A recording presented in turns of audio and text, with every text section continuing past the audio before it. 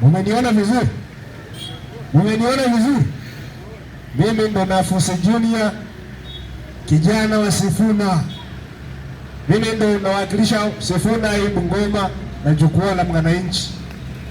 Mimi nataka kuambia spika wetu Papa wa Roma namba 3. Watu wa Bungoma tumekula hiyo namba 3 kwa sababu hatuna maendeleo. Na hiyo namba 3 tunakula kiaje? Ulianza na Jaco Wamboka ukamfurusha. Leo hii umefika kwa mjumbe wako ambaye anatetea mwananchi Majimbo Kalasinga. Saa hii ako nje kwa sababu ya kusema finance bill inaumiza mwananchi.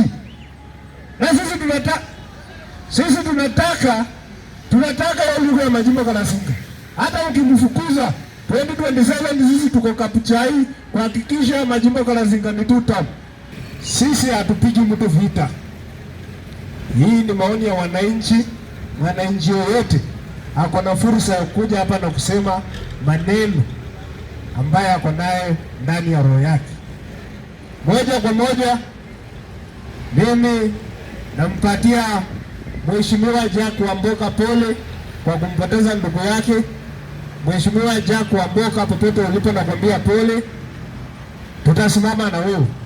Tunajua tutakuwa uko na Mwami Sifuna na mambo itakuwa vizuri. Lakini mtu mwenye anaitwa mnamuita nani? Baba wa Roma. Aende nyumbani. This Bungoma, we want new leaders. Leaders who are working with us, who are listening to us and assisting us. Sisi tutaki watu wa kutuumiza. We are tired. Yes. Na wananchi nataka kuambia hivi, nyinyi msizubae. Sasa tunaangalia penye kura wanaibianga. Hakuna mtu aende nyumbani. Sisi tunataka free and fair elections.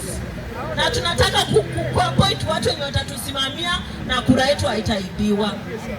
Tunataka free and fair election to choose our leaders wenye sisi wenyewe tumechagua. Si mtu kuforce alafu anakuja kutuumiza.